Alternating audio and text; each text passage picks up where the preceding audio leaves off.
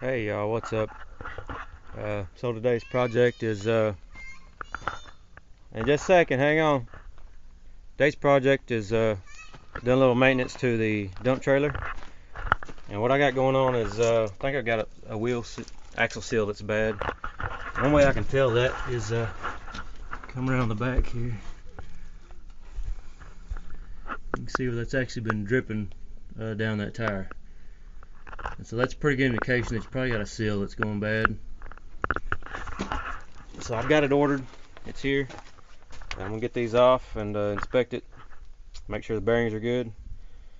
And this is my first time actually doing this trailer, so you get to come along for my first time. So y'all stick around. I'm gonna get this wheel off, get that cap pulled off, get the oil drained, and we'll see what we got.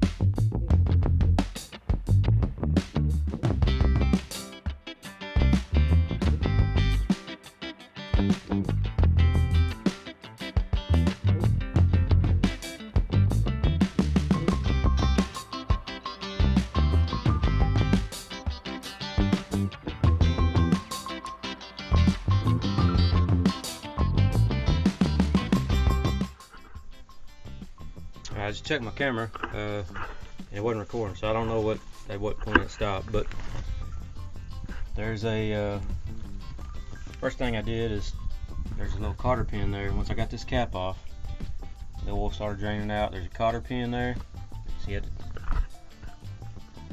to get that cotter pin out. I just used pliers to bend it around and knock it back through. And then that castle nut, it just screwed off by hand. It's not tight at all. And then there was a washer, and then this outside bearing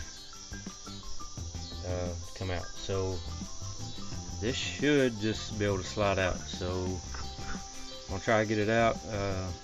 That seal still could be tied around it for the most part.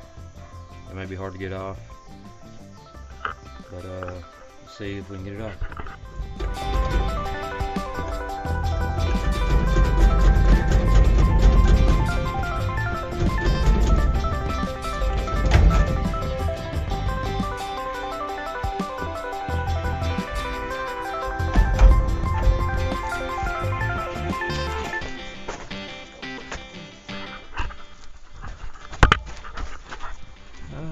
So you can kind of see how nasty this thing was. We do have oil pretty much coating our brake pads, so once that happens, they're pretty much gone. But I'm not going to put new ones on right now.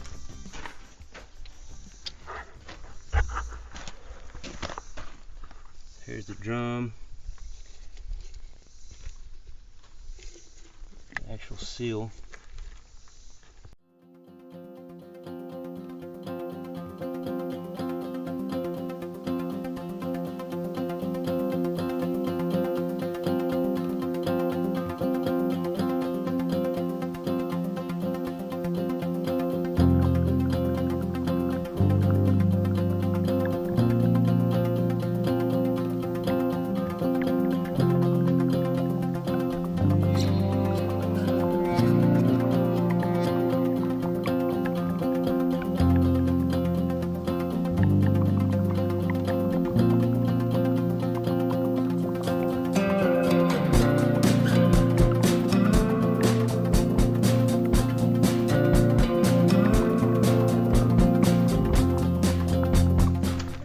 So you can see the old seal that come out.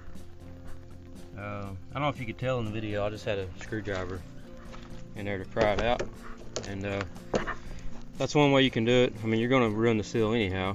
I also have a seal puller. I think it's what they call a hammer style, and you basically drill a little pilot hole in the seal, and it's got a slide hammer, and you pop it out that way. Those work really good. I didn't go get it, maybe just out of laziness. It was down at the shop, so I just had a screwdriver and just went around it, prying it up, and eventually got it out of there. So here's the new seal, and these are unitized, which means basically this ring slides around with the shaft, and this outer ring stays, or however you want to look at it. This inner would stay stationary and the outer would slide along with the hub. So let me grab a little bit of oil, that way I can kind of coat this area here and maybe help that slide down in the seat a little easier.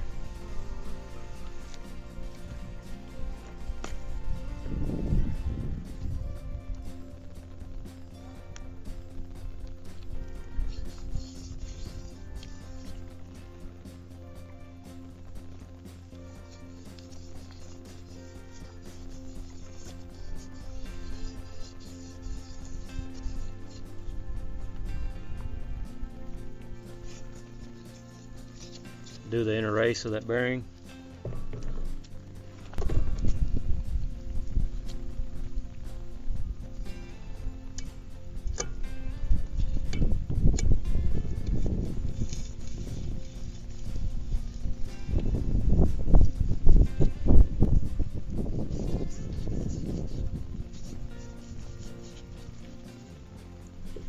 And these are usually labeled. This says oil side. So I know this is the side that goes towards the outside, basically where your oil bath is sitting. Sometimes they're labeled air side, and that would, just opposite of oil side. So that means this side goes that way, and that's exactly how that old one came out. So I know that's right.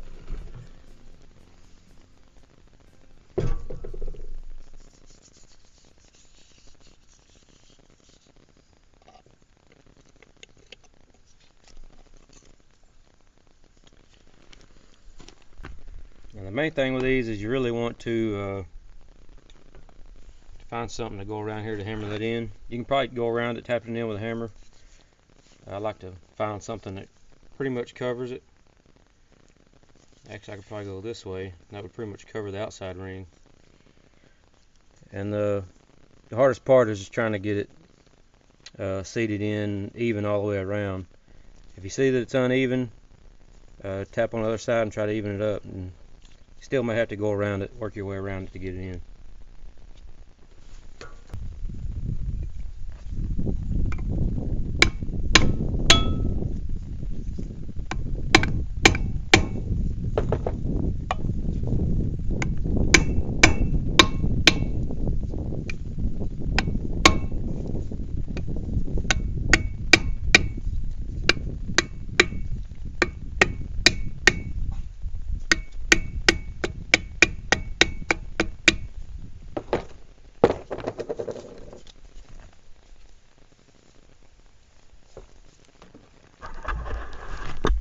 Got it.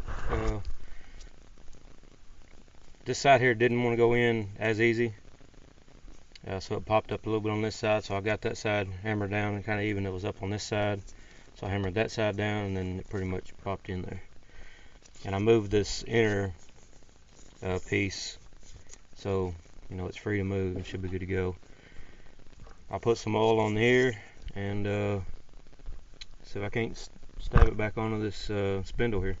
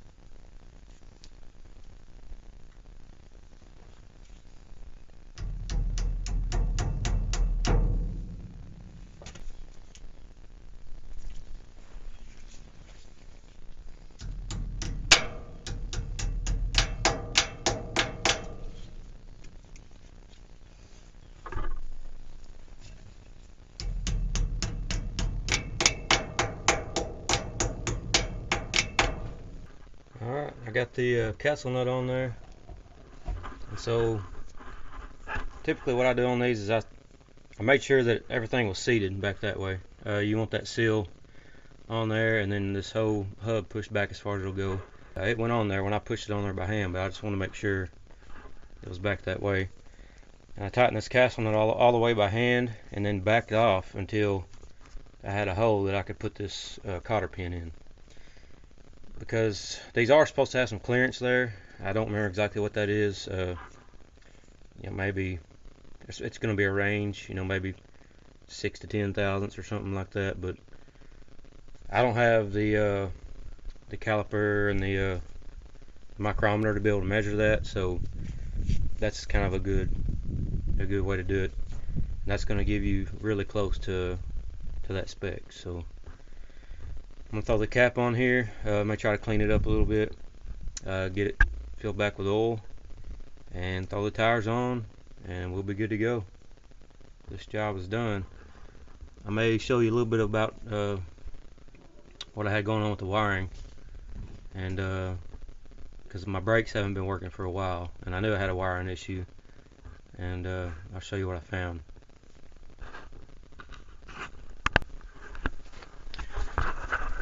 Alright, so when I had these tires off here in this hub, I wanted to get back in behind here and fix a few wires.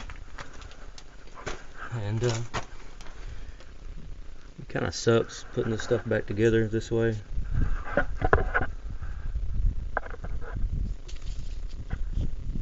don't know if you can see, basically there's studs back here for both wires. But usually what your trailer manufacturers will do is they won't use those studs. They'll just come in with these self-tapping connectors. And 9 times out of 10, that's going to be your issue if you have trailer wiring troubles. So my recommendation is if you're having trouble with your trailer wiring, just rip all these out and go back with a mechanical, what am I looking for? An actual a crimp. Not something that splices the wire, but something you have to cut the wire, strip them, twist them together, and then crimp those together. That does pretty good. If you really want it to be bulletproof, solder it together. Solder it and shrink wrap, or heat shrink. So that's my tip of the day on trailer wiring.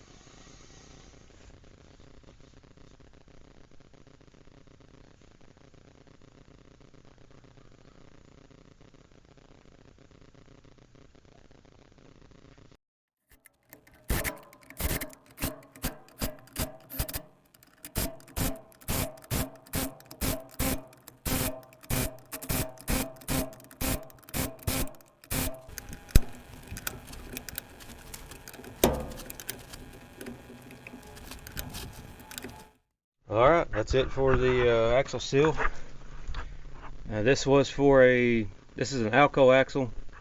I think it was the number 99 spindle, which is a standard duty 10K.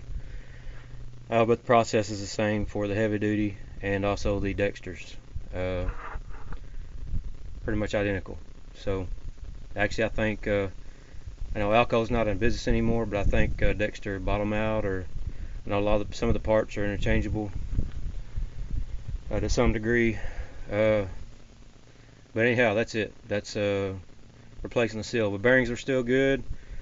I will say the only thing about doing it out here instead of my shop is just trying to keep the parts clean and the dust and the dirt out of everything, especially your bearings. You know, I ended up finding a piece of old wood panel. I laid it down and kind of did my final cleanup and assembly on that, and then carried that over here and put it on the spindle. So just keep that in mind if you're doing it outside. You need a good clean work surface. If you do get dirt in your bearings, you're going to have to clean those up, and probably wouldn't hurt to hit them with some solvents, maybe brake clean.